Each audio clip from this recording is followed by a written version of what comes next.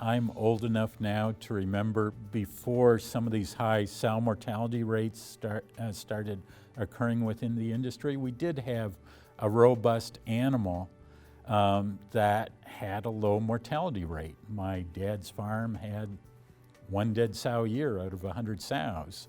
And we remember when we started bringing in more prolific animals that milked better. We remember on the farm when we brought in those sows that they wouldn't dry up. They'd continue to lactate in the face of inappetence, that they became skinny and they'd come into estrus, while our old sows would protect themselves, for lack of better terms. And so there is a biological change and an economic or epidemiologic trade-off between survivability of the sow and self-protection and survivability of the litter and overall reproductive performance. So I think we're always playing at that level, and we need to provide extra care for the sows to recognize when they cannot cope with the insults that they have in front of them, whether it be infections, whether it be heat, whether it be lameness. Probably started in the early 90s. You know, we were probably running 3 to 5% on good farms. Then it just started to creep up. Then we say, well, 5% was good, and then maybe 8 to 10% was good in the early 2000s. But what we've probably really seen over the last 10 years is a really large increase in sow mortality overall. We've probably got farms and systems where maybe a good one is 10% and the industry average might be closer to 15 to 18%. So much higher over really a relatively short time period. And obviously there's major production concerns, but also some animal well-being concerns.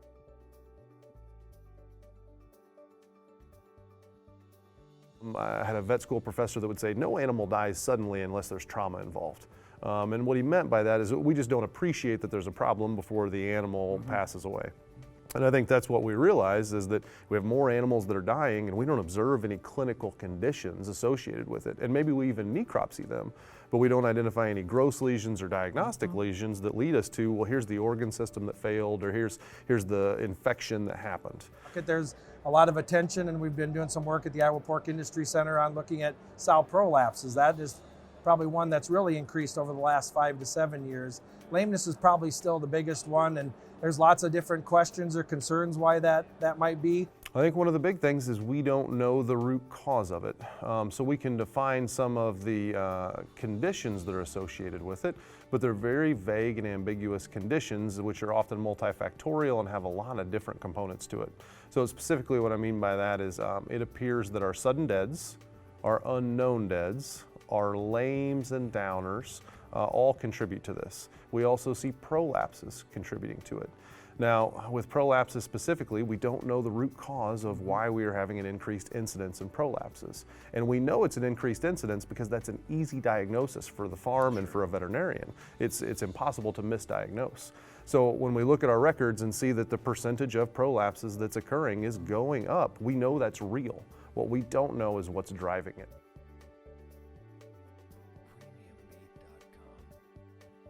I would say probably one reason that most people would maybe see about it is just the fact that we probably lost our focus on selecting animals for good conformation, good structure. As you start breeding for one trait, which, you know, we've been really as an industry breeding heavily for high litter sizes, increased weaning weights, probably haven't looked at the individual sow as much. And when we moved away from natural mating to artificial insemination, now we're no longer putting a heavy bore on top of those breeding females. So we probably allowed ourselves to have animals that didn't have as good conformation or structure in. And I think what we've seen with that is we probably have animals that wouldn't have made it into the herd 10 to 20 years ago. They don't have very good structure, and even in the housing systems that we have today, both in group housing and individual housing, we're seeing higher incidences of lameness and feet and leg problems.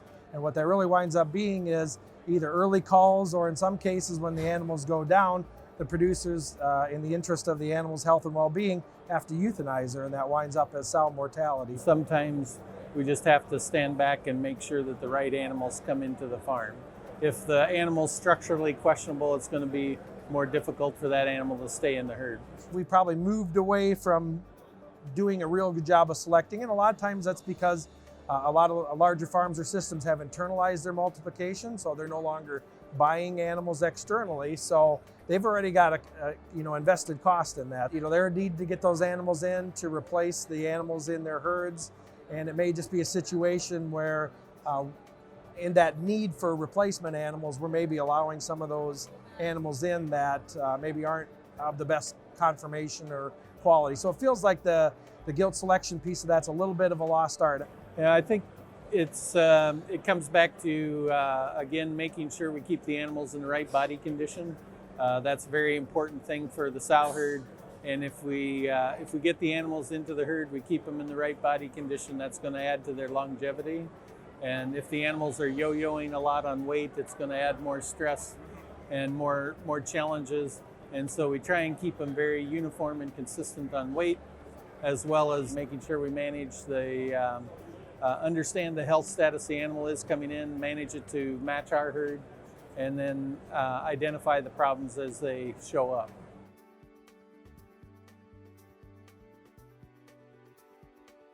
Inflammation is really the more problematic thing behind lameness, because inflammation creates a longer-term effect on metabolism.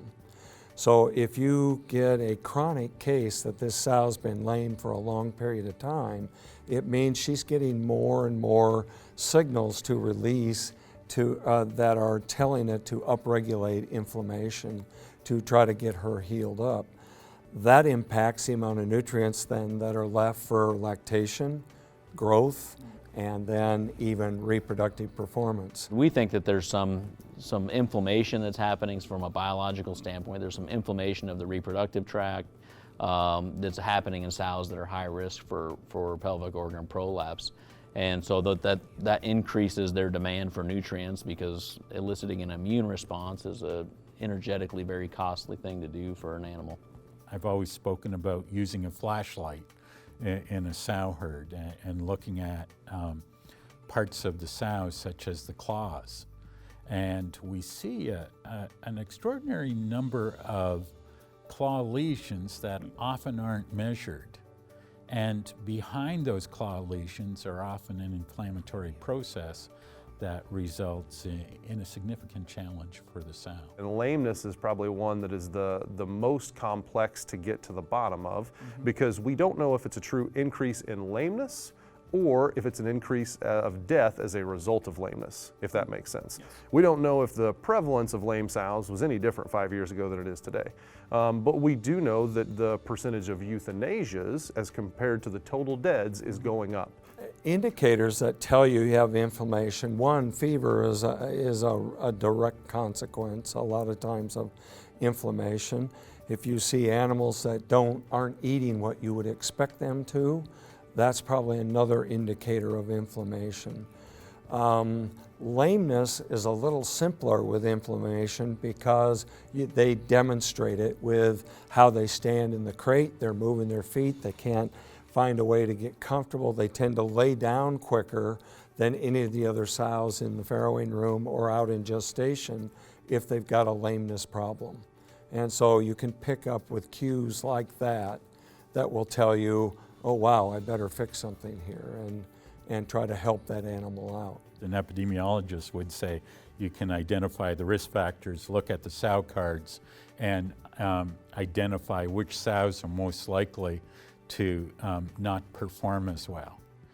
My argument is actually that these sows don't perform as well because of a pathology. That we may see historic poor performance, and if we look more closely at the sow, it may involve an inflammatory process that reduces ovarian activity. It can simply be lameness that reduces lactational feed intake.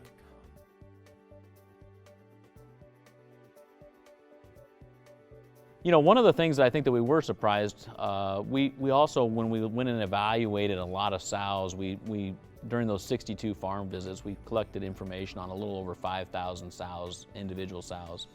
And we did a body condition scoring assessment on those, thinking that the sows that were overweight would be more likely to prolapse than sows that were not. And it was actually the opposite as what we found, is that the sows that had a light body condition score had a higher probability of prolapsing than sows that were overweight.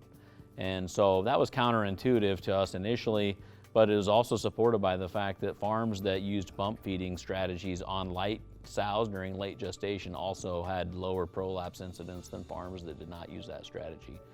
So we felt like we had a couple different observations in that study that were supportive of the same general concept of making sure that the sow has adequate nutrition just prior to farrowing. Everybody thinks, well, sows got bigger, so they stretch those muscles more and more likely to have prolapses. But the data that we looked at in those 104 farms really didn't support that as well. Some of the things that we did see, and some were a little bit unexpected. One of the ones that was probably the most significant was water. What we found was we compared different water types and then whether they were using some sort of water sanitation system or not. And what we found was anybody who was using a form of water sanitation, whether that was rural water, which comes already somewhat treated, or people were using on-farm treatment units, they had much lower pelvic organ prolapse rates than the farms that didn't. Water is a very important ingredient. We often way overlook water. The better your water quality, the more that it's as close to a neutral pH or just a slightly acidic pH is probably your best water, preventing things like bacteria getting into the water lines.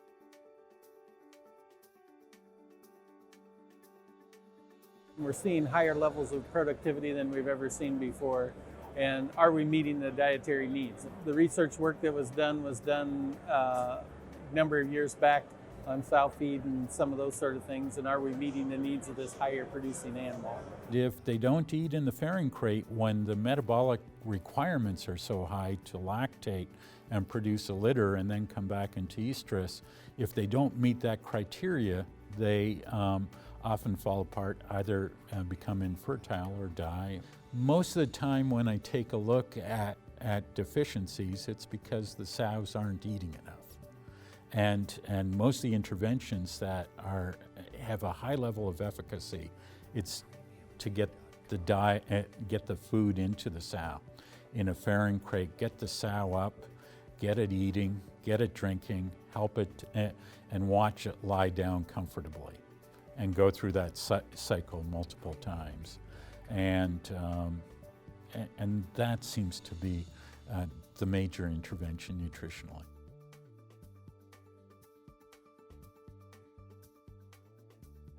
Yeah, I think the younger parity animals certainly are more stressed as they come into the herd, just because of the fact as the gilts enter the herd to develop the herd immunity, so it's a challenge to make sure we get the vaccinations and doing the proper vet-to-vets with the source farm, so that you understand the health status as the gilts come to the farm, so we can match that up with the vaccination protocol and make sure we do the feedback, whatever we need to do to get that animal ready to enter the herd.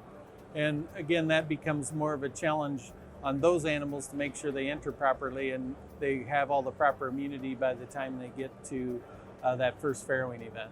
We just have to go back to the drawing board on what are all the inputs into our pig production cycle and which of those can contribute to sow mortality. And then we go measure on farms that appear to be over or underrepresented, where we can find them, what are the differences in those inputs. Then we start to tweak those things in farm-specific situations and say, can we affect the outcome? And if that looks good, then you start to put it through the scientific process. For the infectious causes, I think what we've seen in several instances, talking to veterinarians and producers, if they spend a lot of time really going through the gestation barns after feeding, trying to identify those animals early on, maybe that just have a cut or a scratch on their leg, and getting those animals treated proactively.